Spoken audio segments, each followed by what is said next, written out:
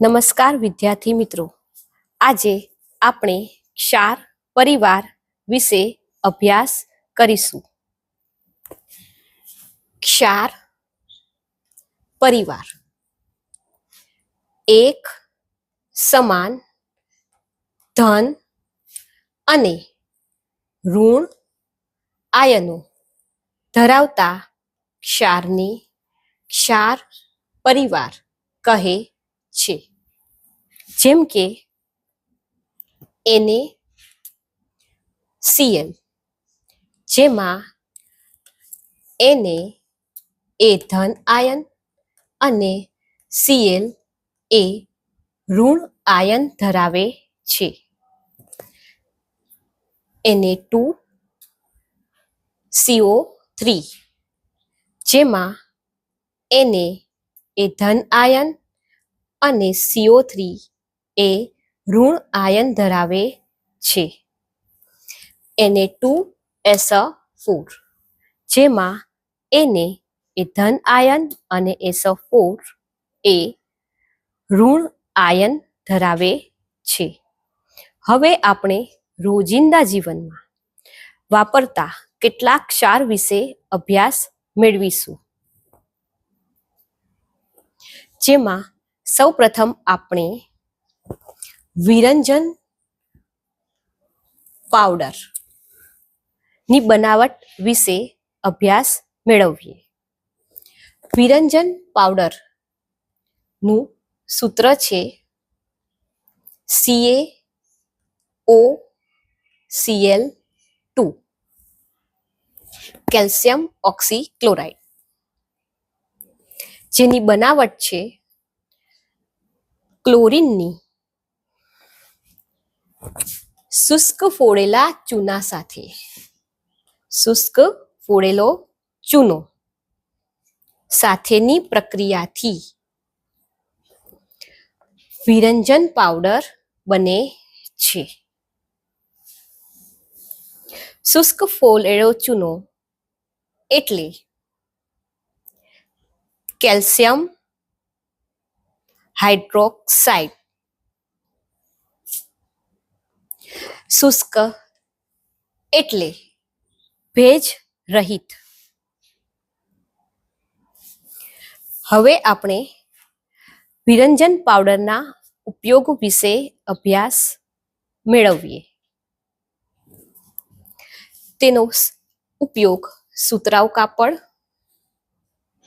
તેમજ લિનનના કાપડના વિરંજનમાં થાય છે. તેનો બીજો ઉપયોગ છે કાગળ ઉદ્યોગમાં લાકડાના માવાના વિરંજનમાં થાય છે. લોન્ડ્રીમાં ગયેલા કપડાને વિરંજન કરવા માટે તેનો ઉપયોગ થાય છે. પીવાના પાણીને જંતુનાશક કરવા માટે તેનો ઉપયોગ થાય છે. હવે આપણે બેકિંગ સોડા એટલે કે ખાવાનો સોડા, જેના વિશે આપણે અભ્યાસ મેળવીશું.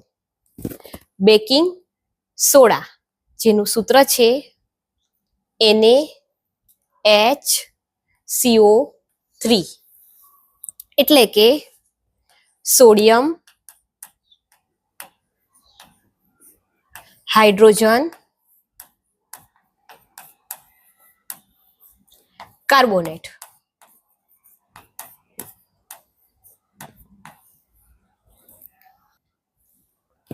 બેકિંગ સોડાની બનાવટ. Sodium chloride plus H2O plus CO2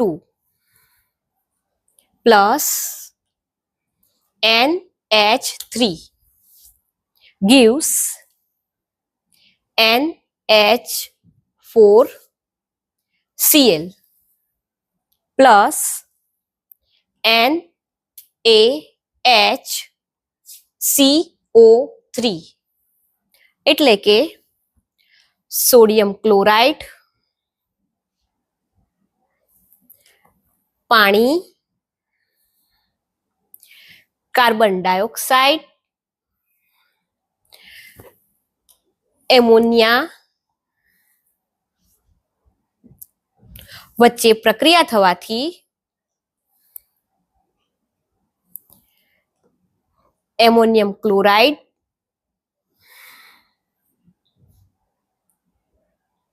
અને બેકિંગ સોડા બને છે. હવે આપણે બેકિંગ સોડાના ઉપયોગો વિશે માહિતી મેળવીશું.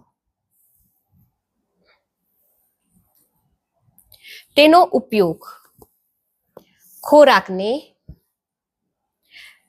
ઝડપી રાંધવા માટે કરવામાં આવે છે. ભજીયા, પકોડા ક્રિસ્પી એટલે કે કરકરા બનાવવા માટે કરવામાં આવે છે. પાઉં, બ્રેડ, કેક એને ફૂલાવવા અને નરમ બનાવવા માટે બેકિંગ સોડાનો ઉપયોગ થાય છે. એન્ટા એસિડ તરીકે એટલે કે એસિડિટીમાં રાહત મેળવવા માટે તેનો ઉપયોગ થાય છે. અગ્નિશામક તરીકે એટલે કે આગ બુઝાવવામાં તેનો ઉપયોગ થાય છે. હવે આપણે વોશિંગ સોડા વિશે અભ્યાસ કરીશું. વોશિંગ સોડા એટલે કે ધોવાનો સોડા. તેનું સૂત્ર છે Na2CO3. તેની બનાવટ બેકિંગ સોડાને ગરમ કરવાથી વોશિંગ સોડા બને છે.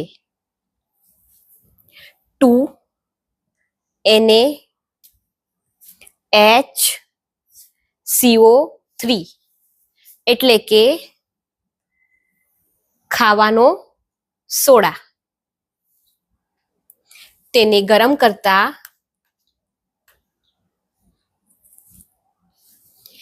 Na2CO3 એટલે કે વોશિંગ સોડા બને છે. પાણીના અણુઓ અને કાર્બન ડાયોક્સાઇડના અણુઓ છૂટા પડે છે. રોજિંદા જીવનમાં વોશિંગ સોડાના ઉપયોગો વિશે માહિતી મેળવીએ. તેનો ઉપયોગ કાચ, સાબુ, કાગળ ના બનાવટના ઉદ્યોગોમાં, પાણીની કઠિનતા દૂર કરવા માટે,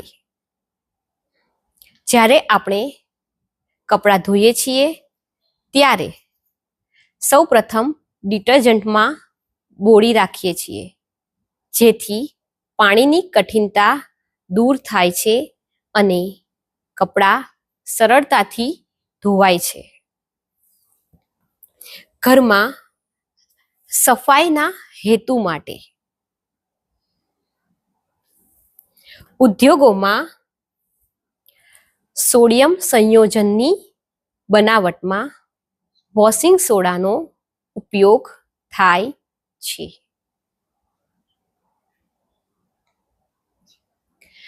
છેલ્લો ક્ષાર આપણે પ્લાસ્ટર ઓફ પેરિસ વિશે અભ્યાસ કરીશું.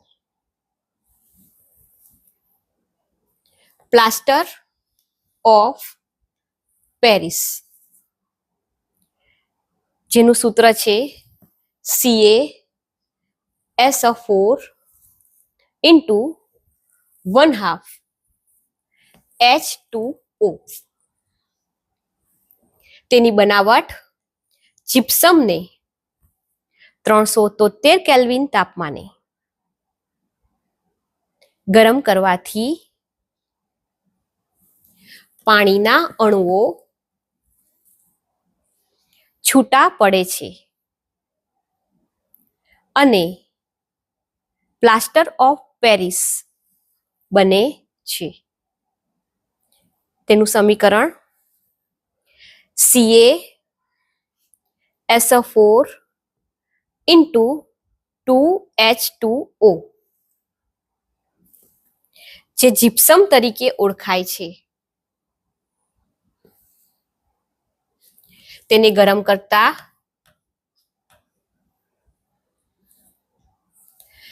CaSO4 into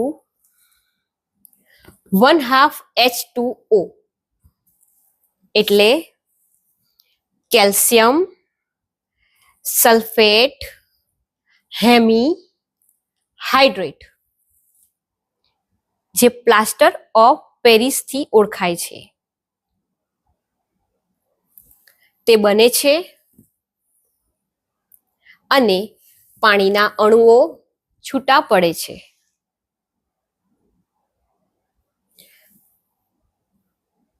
પ્લાસ્ટર ઓફ પેરિસના ઉપયોગો વિશે માહિતી મેળવીએ. પ્લાસ્ટર ઓફ પેરિસના ઉપયોગો રમકડાની બનાવટમાં, સજાવટની વસ્તુઓ બનાવવા માટે, ભાંગી ગયેલા હાડકાને